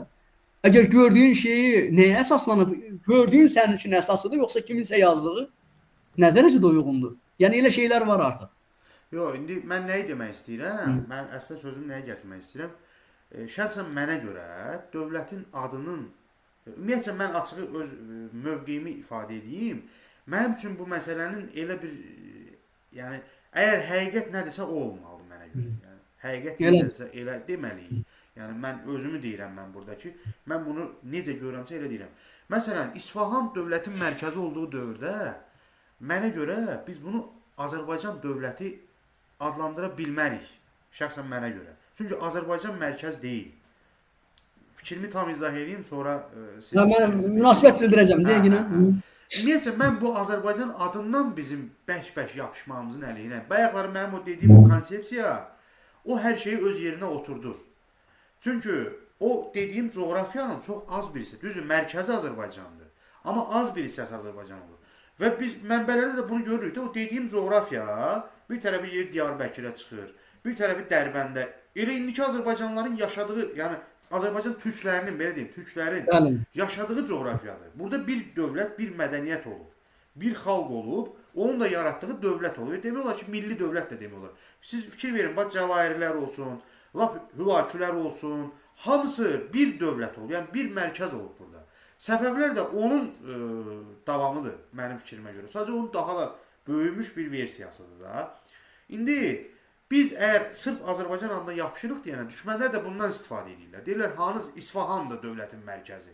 Şəxsən mənə görə dövlət ola bilər ki, qeyri-rəsmi, ədəbi ənənət. Ədəbi ənənət deyə bir şey var da, bilirsiniz. Məsələn, necə ki, Səfəvilərə mənbələrdə İran deyirlərsə, Osmanlıya da Rum deyirdilər. Belə çıxanda Osmanlı Romadır. Odur da. Məsələ bundan gedir. Yəni, İran ola bilər ki, qeyri-rəsmi formada adlana bilər, amma təsəvvür ki, indi İran, məsələn, bu İran, dövlətin başında türk dayanırsa, hər şey türkçədirsə, elə ki, Azərbaycan dövləti kimi bir şeydirsə, olsun da İran adlansın. Nə adlanır? Mahiyyəti türkdürsə, buna yəni mənə görə şəxsən bir problem yoxdur. Bu fikirlərə bir münasibət istəyərdim. Samir müəllim, deməli, paytaxtın köçürülməsi ilə bağlı məsələ, yəni dünya təcrübəsində, dünya tarixinin əgər biz analoq axtarsaq, paytaxtın köçürülməsi ilə dövlətin xarakterinin dəyişməsi ilə bağlı ortada yekdil bir fikir yoxdur. Yoxdur, elə bir şey yoxdur. Və söhbət İsfahandan gedirsə, İsfahanı o deyər yoxdan var eləyən Şah Abbasdır. Bəli. Yəni indi fikir verin, Sevori onu elə belə yazmırdı ki, 762-ci il Xəlifə Mənsur tərəfindən Bağdadın əsasının qoyulmasından sonra İslam şərqində Şah Abbasın İsfahanı kimi ikinci bir şəhər yaradılmıyor. Yəni o İsfahanın yaradılması indi bəzən çoxları deyirlər ki, sürgün elədi, köçdü, neynədi? Yəni Təbrizlərin böyük bir hissəsini apardı, Abbasabadı saldı. İndi sən qüvvələr nisbətini tarazlaşdırmaq üçün nələri etmədi? Bəli, O bəli, bəli. yəni nəinki orada, hətta Mazandarana gedin. Mazandaranda həm Əşrəf şəhərinin salınması, Abbasabadın yaradılması və orada yenidən Qarabağdan, Şirvandan əhalinin köçürülməsi, orada çünki vaxtilə xristianlar da köçürmüşdü, gürcülər köçürülüb ora, ermənilər köçürülmüşdü. Yenə də tarazlıq yaradılıb orada. Yəni İsfahanın özündə də Culfadan və İrəvan ətrafından köçürülənlərlə tarazlıq yaradılmaq üçün Şah Abbas istənilən addım atmışdı. Və ona görə də hələ orada İsfahanın özündə də həm idarə sistemində, şəhərin idarə quruculuğunda görülən işlər Şah Abbas nələr etməyib orada. Və ona görə də bəzən onun Ərdəbildə başlanan müəyyən səsi yarımçıq işlərdir. Ancaq onun İsfahanda həyata keçirdiyi o şəhər salma o memarlığında ən yüksək zirvədir. O da Şah Abbasın adını daşıyıb. Şah Abbasa qədər insəmki verir. Ora vaxtilə Səlcuqların da paytaxtı idi. Səlcuq dövründə özdə 100 ildən artıq biz o dövrü görürük. Elə bir şəhər salınmayıb. Və yaxud da ki, Səlcuqlar dövründəki tamamilə münasibət fərqlidir. Şah Abbas dövründə tamamilə fərqlidir. Yəni onun paytaxtın Qəzvinə ordunun aparılması ilə bağlı dövlət ümumi xarakterini dəyişdi. İsfahan sarayında hansı dildə danışılır? Xarakter dəyişməyini demirəm mən. Yox, yəni şəhərin əhalisi, danışıq, yəni ümumilikdə götürüləndə bəlkə ordu, onun mühafizəsi hamısında o türk çarlarını biz görürük. Məsələn, o bəziləri onu da qeyd edeyim ki, dövlətin xarakterinin dəyişməsi, Şah Abbas dövründə İranlaşması ilə bağlı fikirləri İskəndər bəy Münşinin əsərində mühüm məqamlar var ki, onlar tamamilə təqsib edir. Məsələn, 1576-cı ildə Qızılbaşların siyahısını verib və 1628-ci ildə Şah Abbasın ölmə ərəfəsində də siyahı var. Əgər o siyahıya biz dəqiqliklə baxsaq, nəyə görürük? Əvvəlki dövrdə 112 dənə Qızılbaş əmirinin sayın verir, onlardan 82-sinin adını çəkir. 82-sindən 69-u Qızılbaş türkdür. Yerdə qalır 13 dənəsi o qeyri-türklərdir. İçində Lurlarıdır, Kürtlər, digərlər də var. Və 1628-ci ilin siyahıya alınmasında isə 92-sinin adını verir, daha doğrusu rəqəmi verir, onlardan 76-sının adını çəkir. Onun 54-ü yenə türkdür. 22-si o dediyimiz qulamlardır, orada da biz Gürcə əsilli, Erməni əsilli və digərlərini görürük. Yəni bu nəyə göstərir? Yəni dövlət Şah Abbas dövründə farslar hakimiyyətə gəldi, idarəçilik tamamilə onlara keçdi. Biz bunu görmürük. Yəni real tarixi məqam onu təsdiq eləmir. Yəni dövrün qaynağının təhlili düzdür. Vaxtilə 1943-cü ildə Minorski, ondan sonraki dövrdə Petruşevskinin ona fikirləri var. Onlar da sayıları axıra qədər dəqiqləşdirməyiblər. Tarixşünaslığımızda onu dəqiqləşdirən özün də bilirsən Zabil Bayramovun tədqiqatlarıdır. Və biz də rəqəmləri götürüb baxanda insəmki ki, onların içərisində Cağataylar var, Cəlairlər var. Sən bunu necə türk qəbul edə bilməzsən ki, onu və yaxud da ki, Səfəvilərin o eyni nəsildən olan Şeyxavənd təbəəsi var. Bu fars deyildi ki, bu elə Qızılbaşların ən aparıcı qoluydu da. Bunu sən necə türk eləyə bilməzsən? Şeyxavəndin Sırxavəndlə bir əlaqəsi yoxdur. Yox. Yəni Şeyxavənd yəni vaxtilə Şeyx Heydərin o digər qadından olan o qolundan gedənlərdir. Cüneyd dövründə başlayıb digərlərinə davam edib. Yəni ən uşağı kimi saxlanılıb da və təmasib dövründə onlara xoş münasibətlərdir. Yəni onların hakimiyyətdə olması. Şah Abbas dövründə də görürük. O nəslin davam edibdir. Şah Abbasın qızı ilə evləniblər. Yəni bu münasibətlər var. Qorunub saxlanılıb onlar. Yəni elə mən də sizin dediyinizi dedim. Sadəcə bu mənim dediyim odur ki, biz tarixə baxanda sırf bu Azərbaycan adından yəni bərk-bərk yapışmaqla uduzuruq. Dövlətçilik bizim xalqa biz nisbət eləməliyik. Yox, şübhəsiz ki, yəni o qeyd elədiyin kimi indi bizdə yadındadır ki, o proses başlamışdı, müzakirə olundu. Təəssüf olsun ki, hələ başa çatdırılmayıbdı. Azərbaycan tarixinin konsepsiyası, dövrləşdirilməsi məsələsi. Yəni orada da o fikir odur ki, dövlətçiliyimizin deyirik ki, 5000-lə yaxın bir dövlətçilik tariximiz var. Dövlətdir, dəyişən sülalələrdir, xanədanlardır. O xanədanlar içərisində də Azərbaycanda ən mühüm dövrü şübhəsiz ki, Qızılbaşlar tutur. Şimal hissəsi. Yəni bütün dövlətçiliyimizin o vahid mərkəzləşdirilmiş dövlət kimi yaranmasını təmin edən onlardır. İndi bəziləri deyir ki, olsun Sacilər, Səlarilər dövründə də təşəbbüslər göstərilir, ancaq Səfəvilər kimi deyil axı onlar.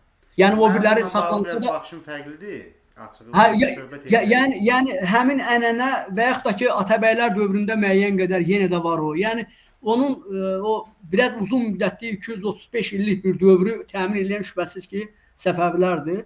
Və ondan sonra Səfəvilər dövlətində ermənilərlə bağlı məsələn, ermənilərə münasibət necə olub? Bu erməni dedikdə mən bir şey də deyim müəllim. Erməni dedikdə təkcə bu hay olan indiki özünü hay adlandıranlar yox, həm də erməni kilsəsinə mənsub olan hər kəs nəzərdə tutulur. Özü də gözəl bilirsiniz ki, erməni dedikdə franklar da var orada, firəng. Yəni şübhəsiz ki, yəni qaraçılarından tutmuş nələr hamısılar var. Yəni Alban əsillər də var. Bu dinlər falan onlar da erməni adlanırlar. Məsələn, Qarabağda Qarabağ məliklərinə göndərilən Səfəvi hökmdarlarının da məktubları var, rəsmi fərmanları var, onlara verilən güzəştlər var. Zəngəzurda var, necə ki Üçkilsədə olduğu kimi İrəvan yaxınlığında.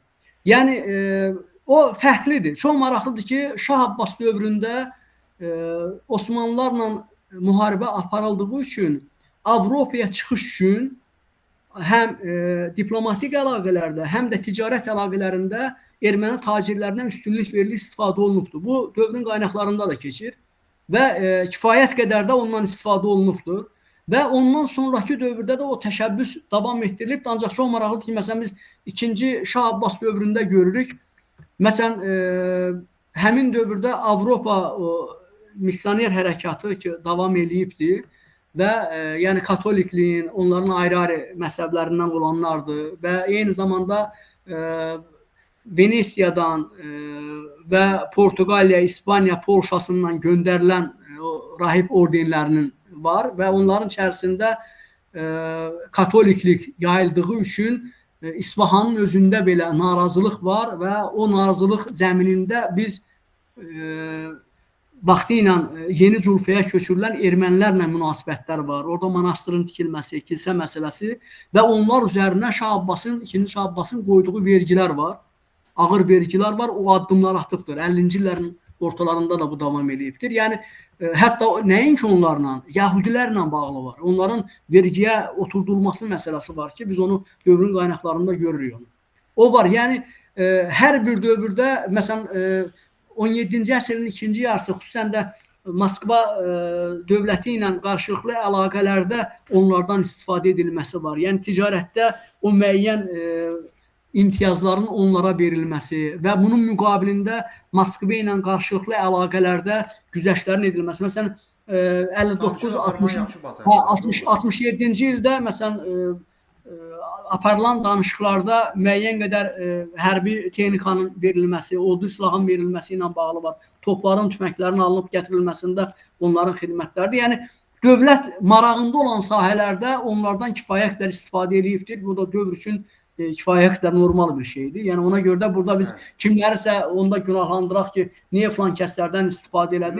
Bu məsələlər o real görünmüş çünki yəni obyektiv tamamilə yəni həmin dövrdə əgər Culfada yaşayan nüfuzlu erməni tacirləri o proseslərdə iştirak ediblərsə, nəzərə alsaq ki, Volqa-Xəzər su yolundan istifadə olunub və Portuqaliyadan geri alınandan sonra Hörmüzdən də və bu mənada Osmanlı ərazisindən keçən ticarət əlaqələri müəyyən qədər o durğunluq keçirdiyi üçün biz onlardan daha çox istifadə edildiyini görürük ki, bu da Moskva ilə qarşılıqlı əlaqələrdə özünü göstəribdir.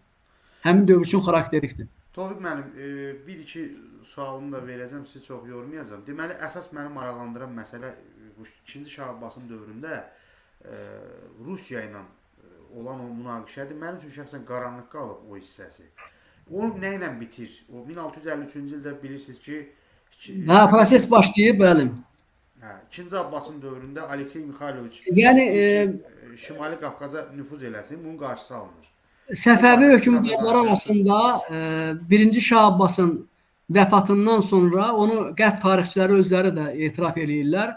yəni Səfəvi dövlətinin Şah Abbas ki, o dövlətin idarəçiliyini elə bir sistem üzərində qurmuşdu ki, deyir hətta onun ölümündən sonra belə gələn hökmdarlar nə qədər zəif iradəli olsalar belə dövlət yenə də 100 il yaşadı. Yəni bu ona borcludur. Yəni bu böyük Şah Abbasın xidmətləridir və şübhəsiz ki, ikinci Şah Abbas da Şah Abbasdan sonra gəlmiş Səfəvi hökmdarları arasında ən qətiyyətli, ən iradəli hökmdarlardan biridir. Ən hörmət elədiyim. Yəni çox maraqlıdır ki, 1648-ci ilin sonu 49-cu ilin fevralında Qəndaharı Baburlardan geri alan, yəni qışda heç kimin düşünmədiyi hücum taktikasını tətbiq edən həmin ikinci Abbasdır. Yəni o elə seçilməyib. Onu mən bilmirdim. Yəni həm insan fikir verir ki, o dövrdə Girmən çayını keçmək üçün topları o Baburlarla da müharibəsi olub o dövrdə. Əlbəttə ki, Qəndaharı kim geri aldı? Yəni 1638-ci ildə o dövrdə Şahcahan Qəndaharı geri aldı Səfi dövründə.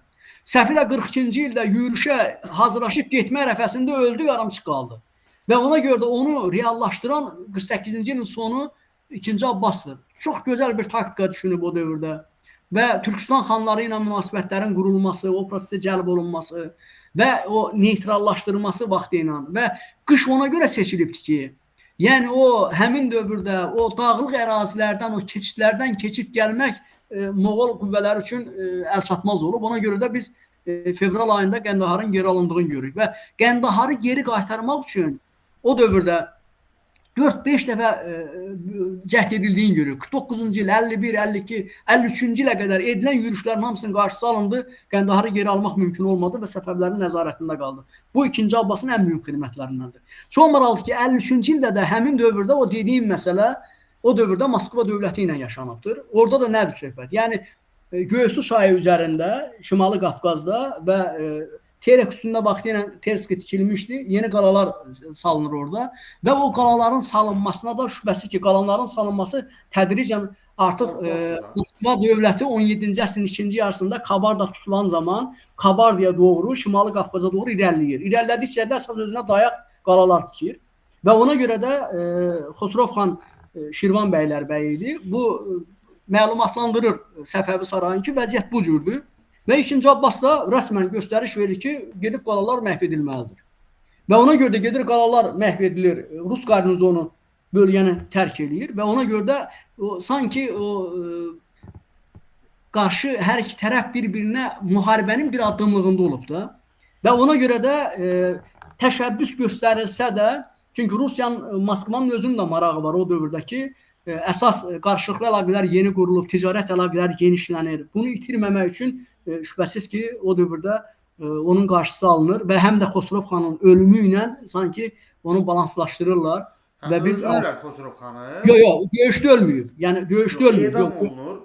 Yox. Yəni Xosrov xanın həmin dövrdə vəfat etməsi ilə 50-lərin sonundadır və münasibətlər aradan qaldırılır və 67-ci ildə Moskva ilə Səfəvilər arasında bir ticarət antlaşması var o dövrdə və o razılıqdır və onunla bağlı gələndə kifayətlər, top 30 neçə dənə top gətirirlər, neçə min tüfəng gətirilir, yəni müəyyən dərəcədə, yəni ehtiyacı olanların o dövrdə Səfəvilərə verilməsi ilə bağlı müəyyən razılıq var. Yəni bu münasibətdəki o vaxtdan onu elə bilirdim ki, Xosrov xanı 2-ci Abbas özü edam elətdirir. Yox, öldürülməyib. Yəni öldürülməyib. Yəni və ardınca da şübhəsiz ki, həmin dövrdə də bir tərəfdən deməli Moskvanın atdığı addımlardır və eyni zamanda həm də başda Razin olmaqla Kazakların Xəzərdəki fəaliyyətidir və ona görə də 2-ci Abbas və dalınca Şah Süleymanın müraciətləri var ki, bunların qarşısı alınmalıdır. Çünki Səfəvi ərazilərinə hücum olunub, Rəşd ətrafı, Bakı ətrafı qarət olunub gedib o dövrdə. Ona görə də bunun qarşısını da Moskva atdığı növbəti addımlarla o Kazakların o fəaliyyəti ilə onun qarşısını almaq üçün təşəbbüslər göstərilib o dövrdə. Yəni ona görə də biz münasibətlərdəki gərginliyin aradan qaldırıldığını görürük o dövrdə. O var. Tofiq müəllim, sonuncu sualım sırf Azərbaycanla bağlı idi. Mən yəni bayaqdan izah edirdim öz fikrimi ki, biz sırf Azərbaycan adından yapışmamalıyıq. Azərbaycan həmişə səltənət mərkəzi olub, amma Yəni biz həmişə xalqa, yəni türk xalqına, bu xalqın tarixi kimi biz bunu irəli sürməliyik. Amma biz mənbələrdə həm də onu görürük ki, Səfəvi dövründə hətta mərkəz, təbii ki biz demirik ki, və bu verilişdən də aydın oldu ki, əslində düzdür, mərkəz İsfahana köçürülsə də, İranın mərkəzi köçürülsə də heç bir dəyişiklik olmayıb dövlətin quruluşunda da, idarə etməsində Fəaliyyətində də o yoxdur. heç bir dəyişiklik olmayıb. Bu səhv fikirdir. Lakin biz onu görürük ki, Səfəvi dövründə 17-ci əsrdə Azərbaycanın sanki İndiyə qədər biz orta məktəb dərsliklərimizə saldı. 4 bəylərbəylik Azərbaycana düşübdü. O yanlış Mən belə fikirdir. bir təəssürat yaşayıram, belə deyim. Baxırsan ki, ayrıca saray var. Azərbaycan bəylərbəyinin və bütün Azərbaycan məmləkəti, hətta Gürcüstan, Dağıstan, hamısı Azərbaycan Təbrizdə oturan bəylərbəyinin tabiçiliyindədir. Təbriz bəylərbəyi vəliəhddir. Elə bil ki, burada sanki o dövlət içində dövlətdir də, belə deyək. Özünün ayrıca xəzinəsi var, ordusu var. Ümumiyyətcə siz mənə ətraflı izah edərsiniz bu barədə. Çünki mənim bu fikrim nə dərəcədə... Samir müəllim, deməli, nədən gedir söhbət? Səfəvi dövləti inzibati cəhətdən bilirsən ki, 4 valiliyə, 13 bəylərbəyliyə bölünübdür. Və tarixşünaslığımıza daxil olub o müəyyən qədər demək olar ki, əsaslandırılmağa çalışıb ki, indiyə qədər bilirsən orta məktəb dərsliklərimizə salındı, 4 bəylərbəylik Azərbaycana düşübdür. O yanlış fikirdir. Yəni əslində 13 bəylərbəylikdən 6-sı Azərbaycandır. Yəni biz ora həm Darüssəltənə Qəzvini daxil eləsək və eyni zamanda Həmədana daxil eləsək, bu 6 bəylərbəylik sırf Azərbaycanla bağlı olanlardır. Və çox maraqlıdır ki, o bəylərbəyliklər içərisində 16-cı əsr boyu istənilən hərbi yürüş, müharibələrdə ordunun baş komandanı qeyd elədiyin kimi Təbriz bəylərbəyidir. Yəni Azərbaycan bəylərbəyliyi o üstünlüyü qoruyub saxlayıb. Hətta tüfəngçilər arasında biz İsfahan tüfəngçilərini qoyuruq və digər bölgələrdə, məsələn Dərbənd tüfəngçiləri və Azərbaycan tüfəngçiləri adı altında biz Təbriz tüfəngçilərinin iştirak etdiyini görürük ki, ən çətin, məsələn Gilanda baş verən qiyamların yatırılmasında onlardan istifadə olunduğunu görürük. Hətta Xan Əhməd dövrü, 90-cı illər Şah Abbas dövrünün və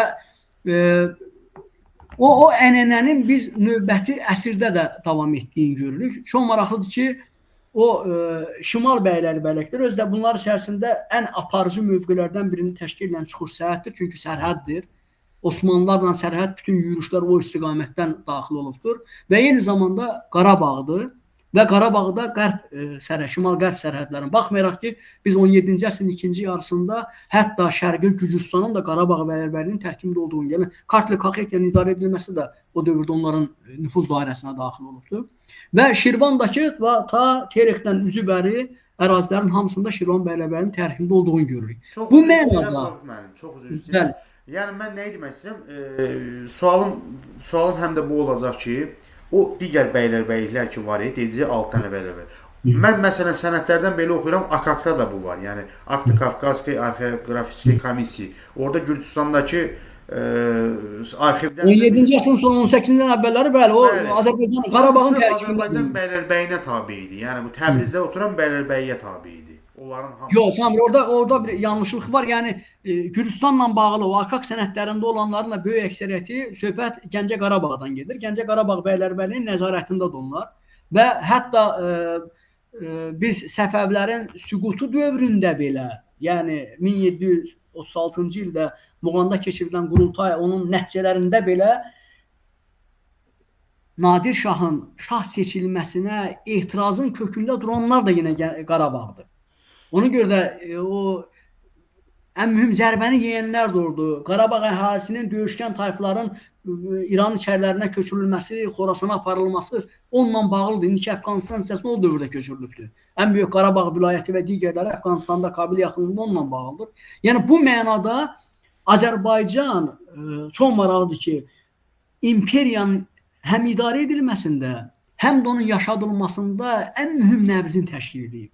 Yəni o Azərbaycana vurğu onunla bağlıdır və eyni zamanda da biz Şah Abbas dövründə itirilən vilayətlərimizin Azərbaycan torpaqlarının geri qaytarılmasına o hansı o dəqiqliklə yanaşılmasının kökündə duran da odur.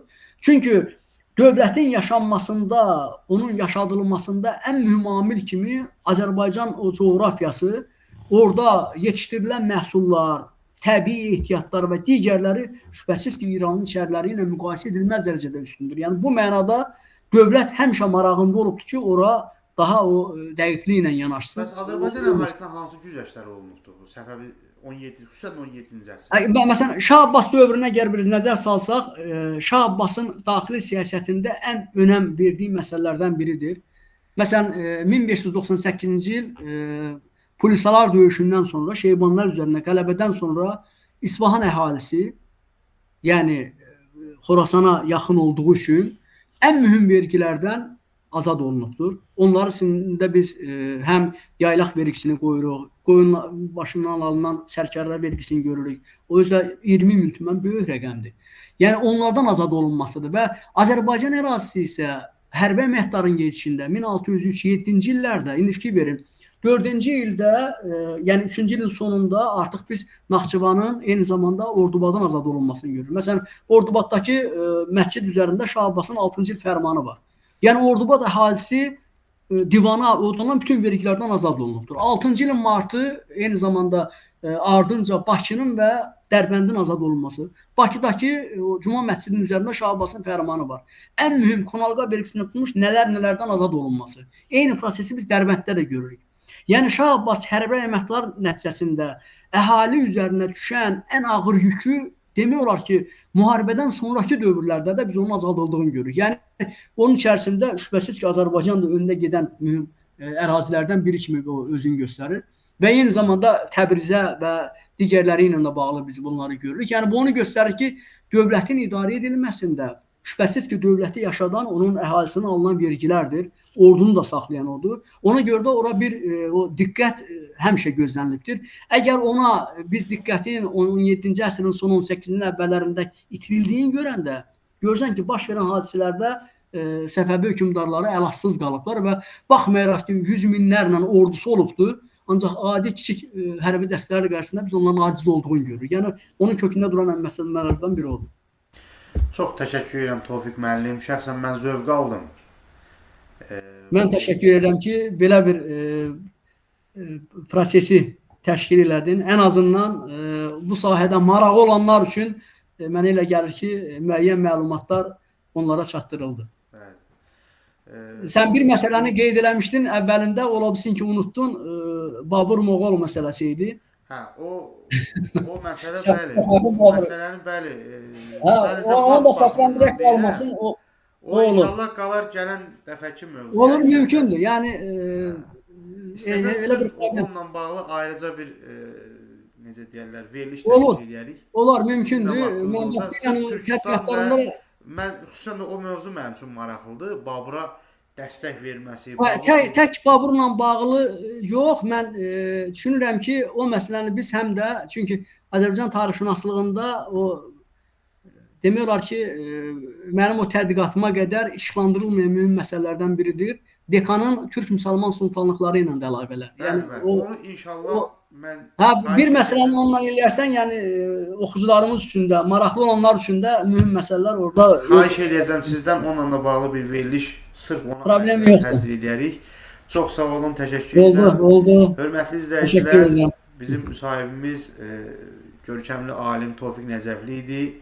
Kanalı izləməyi unutmayın və bu verilişi də paylaşın ki, bizim ulu əcdadlarımızla bağlı olan yanlış məlumatlar sürdülsün. Yəni onların yanlış olduğu elmi faktlarla biz burada yəni onları biz göstəririk.